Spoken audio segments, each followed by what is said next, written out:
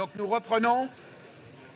reprenons les sessions avec le débat numéro 3, une haute autorité de santé européenne avec un gros point d'interrogation. Et je demande à Dominique Le Gulludec, Alric Ruther, de venir à la table. La table ronde sera animée par Jacques Belghiti.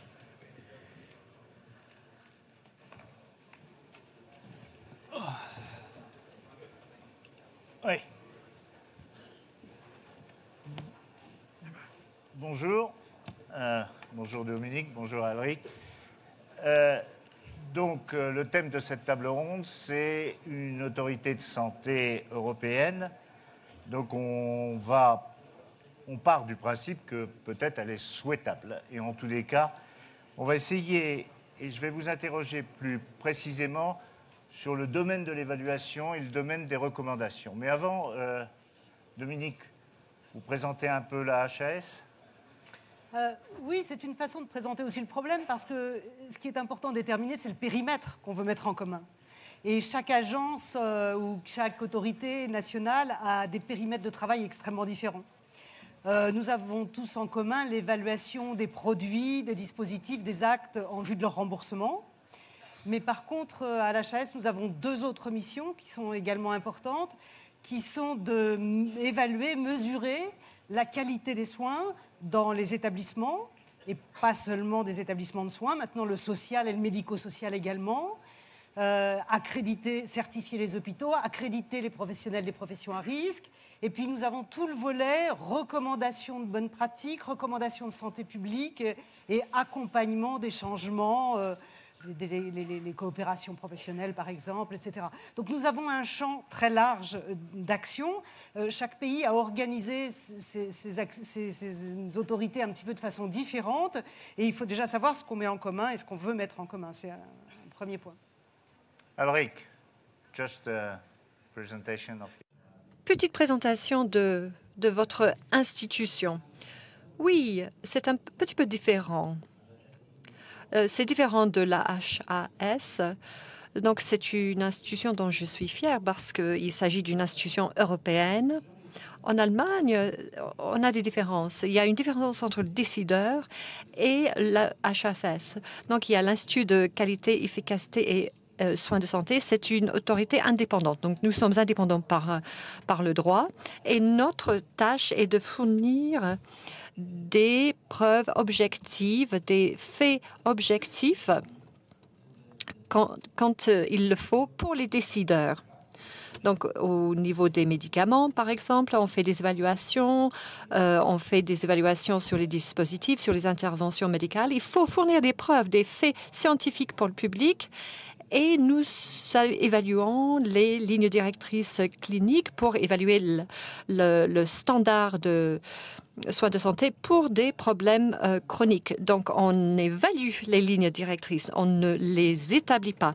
Le décideur, c'est un comité commun fédéral. Donc, il y a des médecins, les assureurs, les hôpitaux et les patients qui sont impliqués. C'est eux qui prennent les décisions sur le remboursement en fonction des faits scientifiques que nous fournissons. Donc, nous sommes une entité indépendante. On ne peut pas être devant le tribunal. Il faut qu'on fournisse des documents de haute qualité, préparés de manière très méthodique. Donc, c'est ça notre tâche. Donc, il y a une différence entre cette grande institution qui a tout sous son toit et cette institution séparée, indépendante. Des aspects extrêmement importants qui sont le caractère scientifique de l'évaluation et puis l'indépendance. Et l'indépendance vis-à-vis du régulateur également, que vous avez également en Allemagne. Donc il y a quand même des principes qui sont assez similaires dans l'évaluation. Là, on est sur les éléments communs entre la France et l'Allemagne. Il n'y a pas que la France et l'Allemagne. Hein. Donc la question qui peut se poser, c'est avez-vous les outils? On va rester sur l'évaluation. L'évaluation des dispositifs et l'évaluation des médicaments. Pensez-vous, premièrement, avoir les outils suffisants pour avoir une évaluation commune? L'indépendance étant un élément important. Vous êtes certaine de l'indépendance, la haute autorité est certaine. Et qu'en est-il des autres organisations, des autres agences? Et deuxième élément, en ce qui concerne cette évaluation, l'HTA, l'évaluation HTA, est-ce que vous avez une vision commune? Est-ce qu'il y a une organisation commune? Je commence. Je crois que d'abord, je m'inscris en faux contre ce qui a été dit tout à l'heure. C'est-à-dire que la France était peu moteur dans une évaluation européenne. Je remets en perspective un État. On a un réseau aujourd'hui d'agences européennes d'évaluation des produits, alors qui est encore sur le mode du volontariat, c'est-à-dire que les pays adhèrent ou n'adhèrent pas, qui sont des expérimentations financées par la Commission européenne, mais qui ont permis, on en est à la Joint Action 3, qui ont permis d'énormément avancer sur des processus communs. Et dire que la France est frileuse, ce n'est pas vrai. Nous sommes extrêmement opérationnels. Nous avons participé, l'HAS, aux 2/3 des évaluations de médicaments. Nous sommes leaders sur tout ce qui est rencontres précoces avec les industriels, early dialogues au niveau européen. Et puis, nous sommes dans la directrice de l'évaluation de l'HAS, Chantal Bélorgey. Elle est quand même vice-présidente de l'executive board de l'État. Et avec une position très stratégique pour travailler sur la pérennité. Donc oui, nous voulons cette pérennité, et oui, nous travaillons et nous sommes tout à fait en amont pour la construire. Par contre, nous y voulons des règles claires de façon à garantir aux citoyens français qu'on ne dégrade pas ce que nous avons au niveau national. Et on pourra reparler de ces règles. Soyez plus précise. Soyons plus précises. Aujourd'hui, lundi, ça a été dit, la Commission européenne va discuter et voter un texte. Le Conseil européen également est en train d'en faire un. Ce texte, nous ne sommes pas entièrement d'accord avec lui. Pourquoi? Parce qu'il manque de clarté sur certains aspects. Par exemple, qu'est-ce qui reste de la compétence nationale? Nous pensons que tout ce qui est évaluation scientifique doit être mis en commun.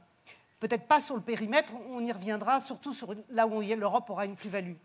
Mais attention, ce que les Américains, les Anglo-Saxons appellent l'appraisal, c'est-à-dire l'appréciation en vue du remboursement. Ça, c'est extrêmement dépendant du système de santé, du panier de soins remboursé, du reste à charge, donc du système de soins de chaque pays.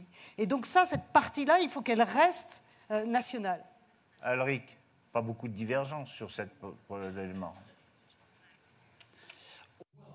Eh bien, d'un côté, je suis entièrement d'accord avec Dominique là-dessus. Mais jusqu'à aujourd'hui, il y a beaucoup de divergences, surtout si on regarde les différents pays. Donc, nous n'avons pas pu dépasser ce problème. Même si on travaille de manière scientifique très bien ensemble au sein du réseau européen, il y a beaucoup de diversité en termes de qualité, en termes de compréhension, comment utiliser les évaluations, beaucoup de diversité en termes de compréhension d'indépendance, intégration de l'industrie, etc. Donc, je pense qu'on a besoin de beaucoup de temps pour travailler là-dessus. Et si vous voyez l'exemple de l'Allemagne, depuis 2011, nous avons établi une bonne évaluation de médicaments. Donc, une évaluation précoce qui fonctionne parfaitement en Allemagne. Donc, le médicament se trouve sur le marché, est disponible pour le patient au niveau du marché, donc très tôt. Donc, c'est ça, c'est un écart avec des autres pays. C'est quelque chose qui fonctionne parfaitement, mais bien sûr, il y a une autre difficulté. Comment prendre du recul de cette activité? On a besoin de plus de temps. On a déjà utilisé beaucoup de temps parce que ce réseau européen essaie de fournir une durabilité. Donc, cela a démarré en 2006, je sais, parce que je suis avec eux dès le départ. Donc, j'étais impliquée dans la préparation de la première proposition, d'ailleurs. Alors, même la Commission et le Parlement disent qu'il faut avancer. Et moi, je suis contre. Il ne faut pas sauter des étapes. Il faut procéder pas par pas. Donc, on a 10 ou quelque chose comme ça. Donc, il y a beaucoup de choses qu'il faut discuter. Et les rapports scientifiques qu'on réalise au niveau européen, ces rapports sont nettement meilleurs aujourd'hui que par le passé, d'une meilleure qualité par rapport aux ceux du projet précédent. Et si on regarde les mandats, il y a aussi ce côté obligatoire. Si vous me demandez d'utiliser quelque chose sans la vérifier, sans la changer, même si elle est mauvaise, eh bien, il faut que je l'utilise. Et c'est de mauvaise qualité. Mais c'est plus facile si on fournit des bonnes choses, de bonne qualité. Les gens vont utiliser ces choses de manière... et en être très contents. Donc... on voit ça à travers l'Europe. À partir de l'action numéro 2, il y avait 2 pays qui ont essayé d'utiliser ces rapports. Maintenant, il y a de plus en plus de pays qui utilisent le rapport complet. Ils savent quelle sera la qualité et ils l'utilisent seuls. Et c'est pas obligé. Et je pense que c'est la meilleure façon d'avancer. On a l'impression que il y a des points communs pour l'HTA. Il y a quand même des éléments qui sont difficiles à surmonter avec certains pays.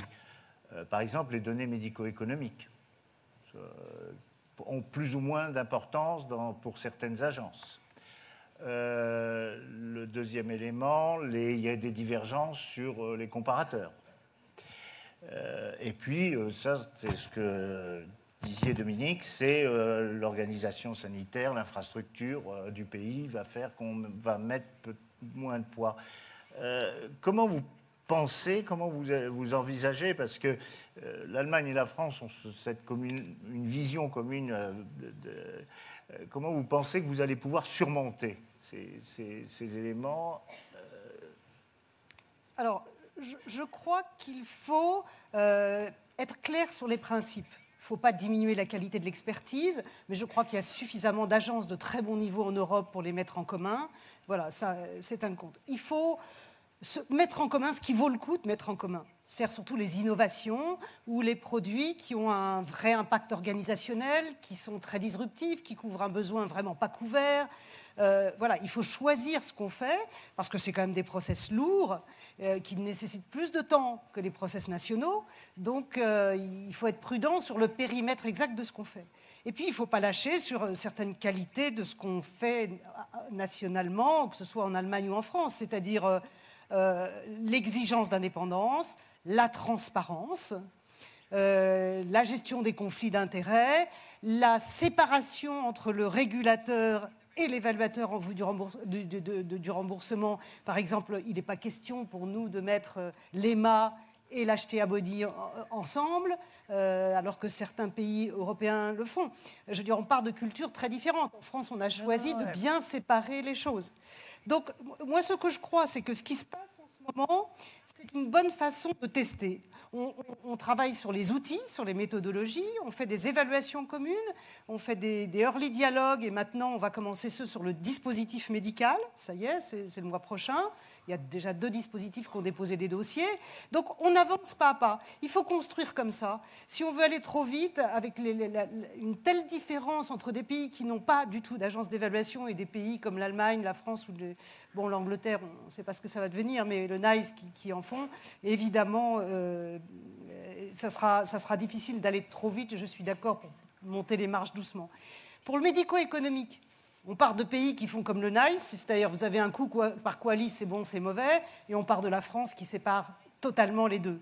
Je crois que petit à petit, il y aura... Alors, pour l'instant, le réseau de l'État ne fait que l'analyse scientifique. Elle ne fait pas le médico-économique. Mais, bien entendu, les choses évoluent dans tous les pays. Et une vision médico-économique va se construire petit à petit. You agree with that? Est-ce que vous êtes d'accord? Eh bien, c'est super. Je suis d'accord avec presque tout ce que vous dites. Oui, nous pouvons ajouter des choses.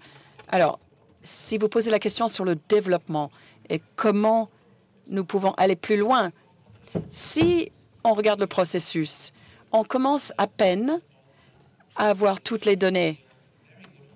On est très bon pour les discussions entre les EMA et HTA et comment libérer ces discussions, comment l'ouvrir pour le HTA. Donc, on commence avec ces dialogues précoces. Pour moi, je pense que c'est un moyen très important pour améliorer la collaboration scientifique et l'usage des rapports scientifiques par la suite, parce qu'on saura ce qu'il nous faut vraiment.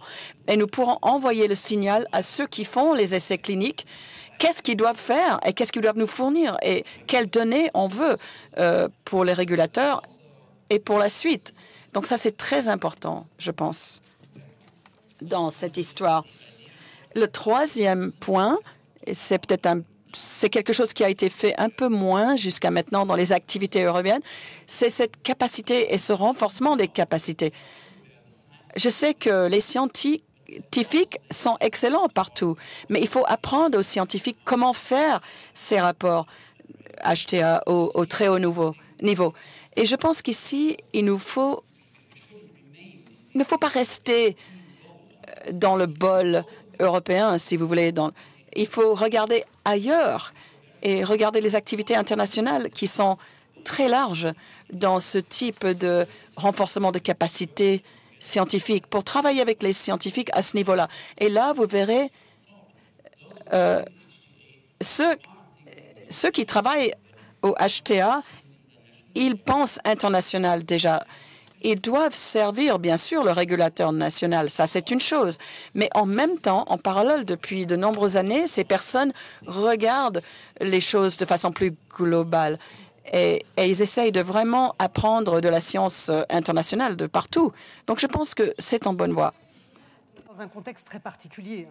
On est dans un contexte d'innovation très rapide et d'arrivée des produits à une phase de connaissance qui est quand même très préliminaire, avec ce qu'on appelle une incertitude extrêmement importante. Les AMM sont données, européennes par exemple, sont données sur des populations larges. C'est fait pour dire le bénéfice-risque est bon et on peut utiliser ce produit. Mais par contre, le replacer dans une stratégie thérapeutique, c'est-à-dire quelle est la plus-value réelle de ce produit, ça, l'AMM ne le fait pas du tout. Donc, dans une situation d'incertitude où on a des études de phase très précoces qui nous arrivent en vue du remboursement, avec des dossiers qui sont quand même extrêmement précoces, je crois qu'on a quand même tout intérêt sur ces dossiers-là à mettre en commun. Alors justement, parce que c'est là où il y a quand même la nécessité d'une approche scientifique, académique un peu plus élevée. Justement, quand on a besoin, on va rétrécir, et puis qu'on doit aller très vite. Dominique, vous avez connu dans une carrière universitaire, académique, vous vous sentez très bien dans l'HTA? Oui. Il n'y a pas de divergence, il n'y a pas de divergence, ça vous trouble pas d'arriver dans un endroit où la valeur d'un journal, la hiérarchie d'un journal ne joue pas, ou comment ça, la valeur? Ça, on m'a bien expliqué. Enfin, dans l'HTA, les impact factors ne jouent pas. Oh bah, remarquez, j'ai lu un article dans New England la semaine dernière où je me demande comment ils l'ont pris. Hein. Donc on peut avoir un regard critique sur les journaux scientifiques. Le regard critique ça, on a bien appris en tant qu'universitaire à le faire. Ça ne me gêne pas du tout. Je veux dire que appris en tant qu'universitaire à le faire. Ça ne me gêne pas du tout. Je veux dire que moi, j'ai travaillé dans une équipe INSERM, un service hospitalier de CHU, où on a cherché à faire avancer, en partenariat complet avec les industriels d'ailleurs. Hein. Je pense que c'est un partenariat ensemble. Là, la question est différente. C'est est-ce que notre système de santé, qui se veut solidaire, qui se veut équitable, qui, comme on l'a dit ce matin, a le plus faible reste à charge des pays européens, doit financer tel produit. Donc le regard est forcément un petit peu différent. Mais ça ne me gêne pas du tout. Je pense que c'est un honneur de notre pays d'avoir ce regard. Non, mais c'est...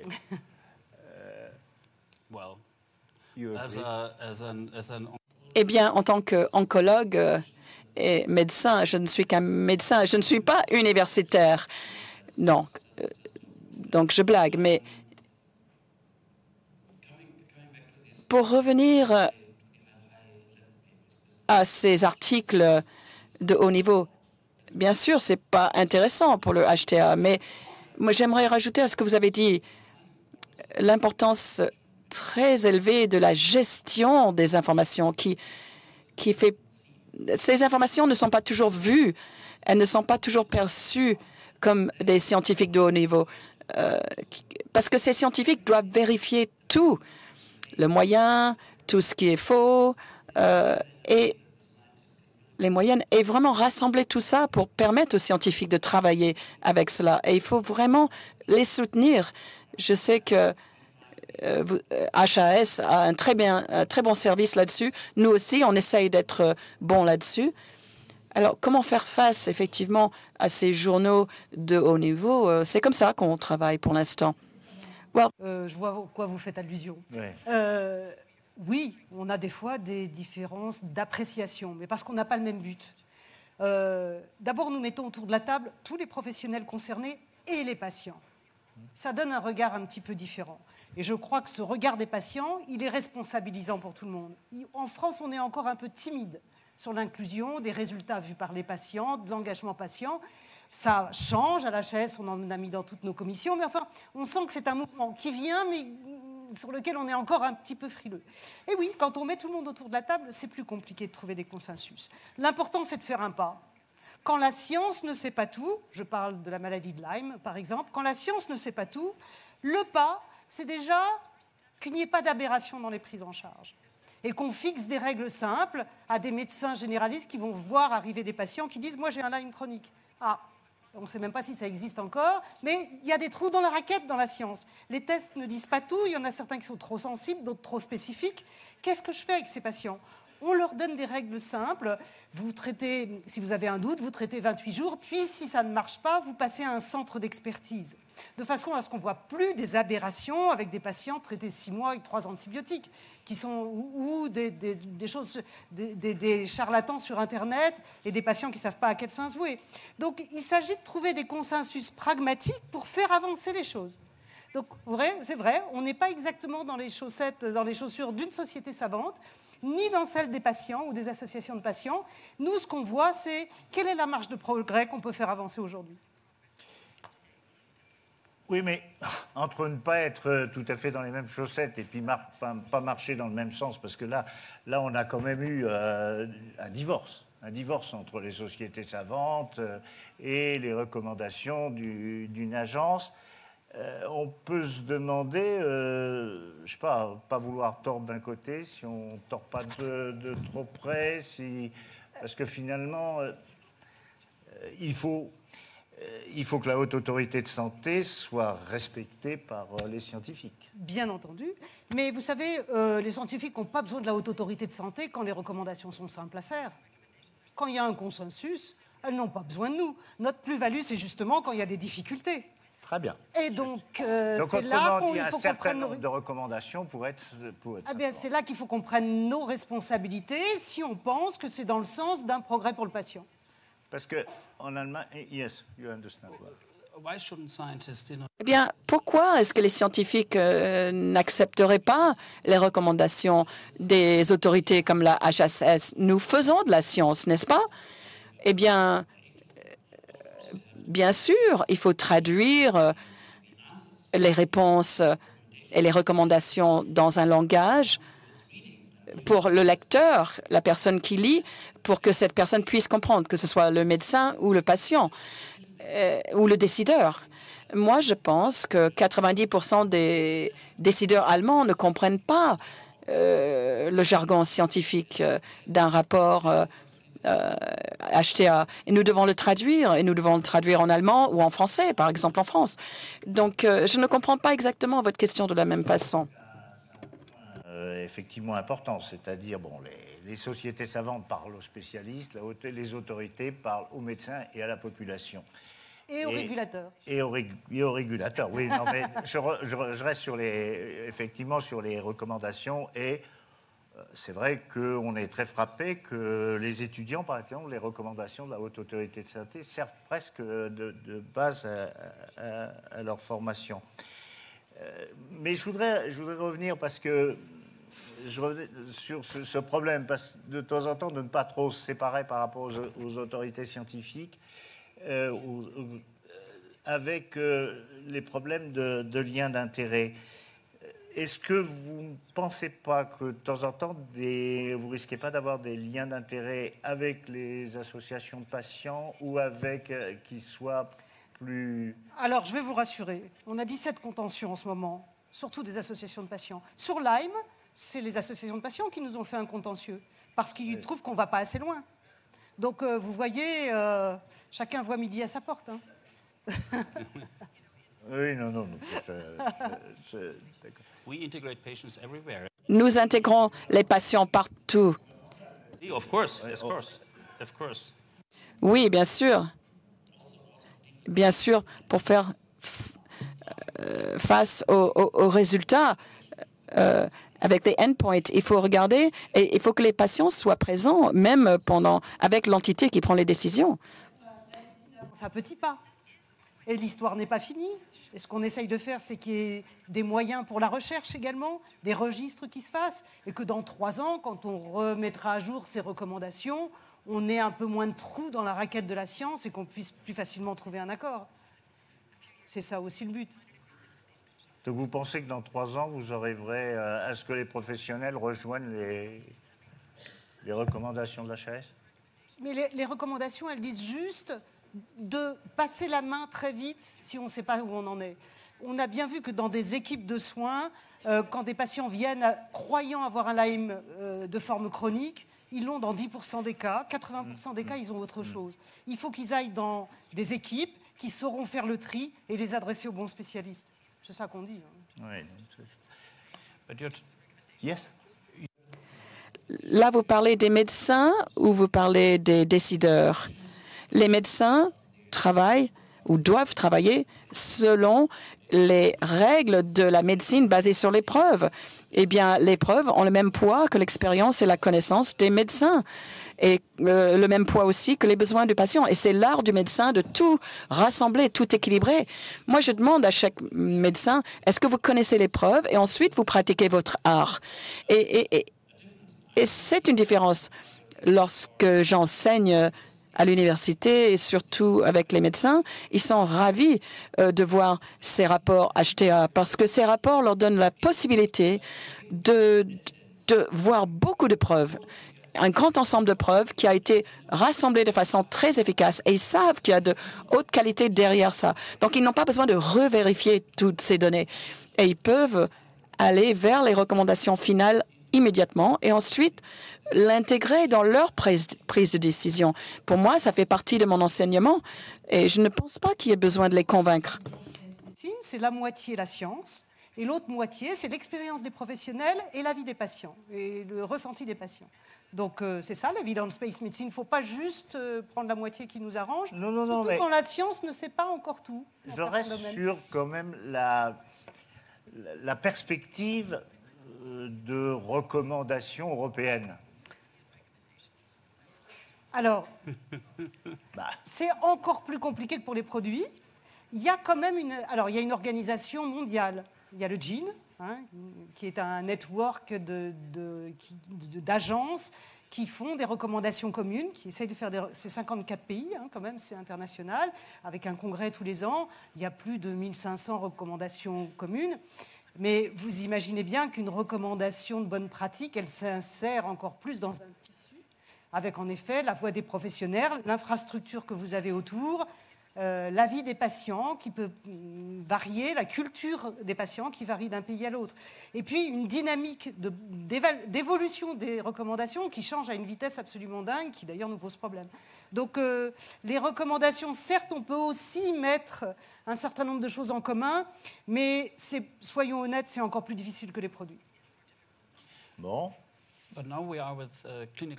Mais maintenant, nous avons des recommandations cliniques ou des lignes directrices cliniques. Et là, il faudra penser à des points différents. Ces lignes directrices cliniques ont 2 types de recommandations. Il y a le niveau de la preuve, evidence, et il y a aussi un niveau, un score de recommandation qui est donné par les experts. Que ce soit... Et les 2 ont le même poids. C'est pas...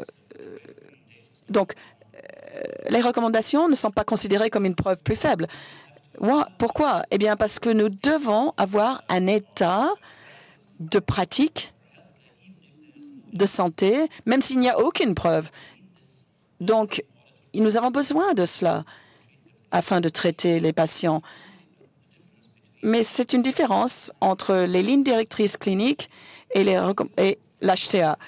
Mais nous évaluons ces lignes directrices cliniques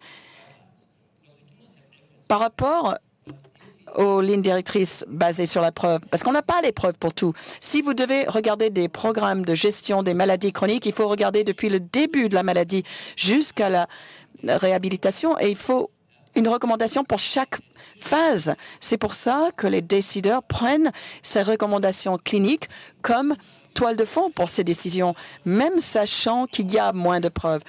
Notre rôle doit être de traduire cela en langage compréhensible pour les décideurs, pour qu'ils comprennent que la probabilité, si vous avez juste une recommandation avec moins de preuves, la probabilité est plus faible. Et ensuite, c'est à lui de trouver une réponse. Alors, c'est compliqué, mais c'est nécessaire. Et donc, ces lignes directrices cliniques sont extrêmement importantes. Mais elles ne sont que des lignes directrices. Elles ne sont pas des directives.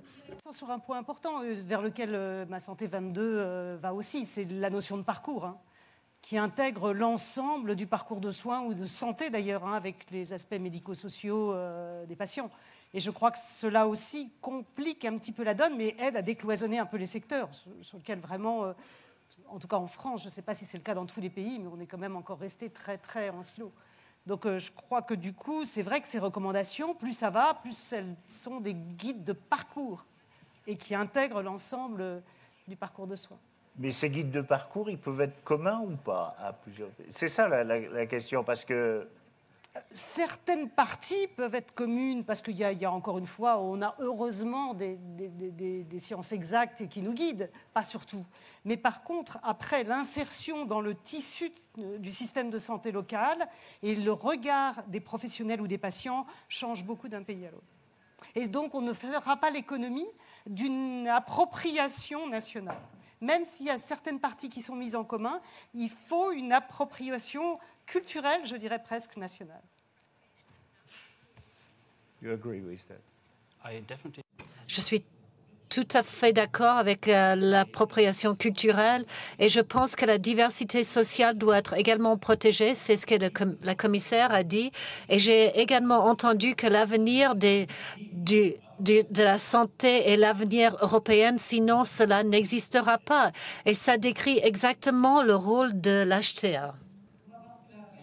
L'agence européenne, c'est pas pour demain. Non, une agence européenne, c'est pas pour demain. Mais par contre, faisons le pas qu'on est en train de faire. Pérennisons ce qui se passe, améliorons-le, donnons des règles claires. Ça permettra de passer à l'étape suivante. Il faut qu'on y aille. Nous, on est très favorables et on est très moteurs dans cette construction.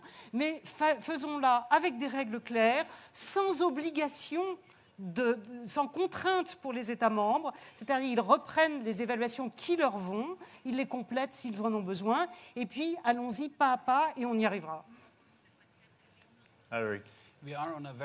Nous sommes sur un très bon chemin maintenant. Nous faisons des progrès, même plus vite que je ne le pensais possible.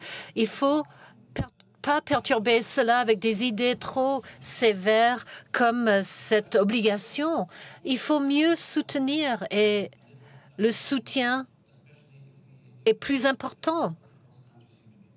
Surtout dans ces pays qui ont besoin d'un certain HTA, qui veulent le faire et qui ont des problèmes différents à traiter, même des problèmes comme la disponibilité des médicaments. Nous pouvons aider du côté européen et nous devons avoir une vision globale, même l'idée de la HTA. Il faut regarder les différents points de vue et non seulement la HTA. Final word. Bon. Merci. Thank you very much. Merci beaucoup. Merci beaucoup. Merci beaucoup. Si je comprends bien, il va falloir prendre son temps. Donc on va pousser pour que ça s'accélère. Voilà.